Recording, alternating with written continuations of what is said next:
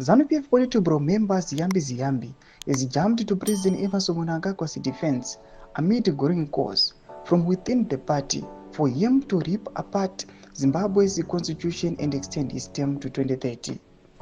Sadapera mashoko anobuda achionekwa kunzi aiwa vakomana panapa they are not sure in confidence about zvavari kusapota wana Ziyambi roti wasubscribe like on the bell icon. Tipina panapa pahendo aiwa yenewsmap.com anobuda nyora achiti Ziyambi who was speaking to ruling party members in Mashonaland West Province said the cause should not be associated with Mnangagwa but with the entire ZANU-PF which wants him to stay.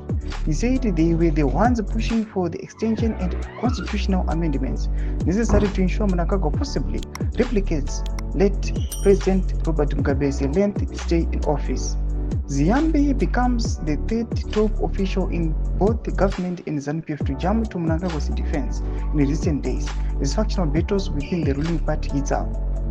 Ziyambi's comment comes day after Information Minister Jennifer Mswere said the same in a statement released hours after Mnangagwa's spokesperson George Jaramba shared similar. Ndomashoko atino kuti vakomana panguva inoi aiwa vari kufamba aiwa vachingodza vadiso chete aiwa kwese kwamuri kufamba muchinotendera zivisai vanhu kuti macitizens ndo vari kuindosa mutungamiri wenyika kuti aiwa arani third term haasi the leader ari kuda kuramba ari clinged on to power. Zvatiri kuona kuti vakomana vachizonojamba vachinohwanda nemutungamiri wenyika zvinoratidza kuti vari kuresista some stiff resistance kubva kune macitizens nevanhu vari kutungamira munga vakanyangwa mubato nyangwe kupi kwavari kusvika. Zvatiri kuona kuti vanhu vazongomhanya vangonovanda nemutungamiri wenyika but chaizvo people they are not confident. Panapa tiri kuona kuti vana Ziyambi they are not confident about what they are supporting.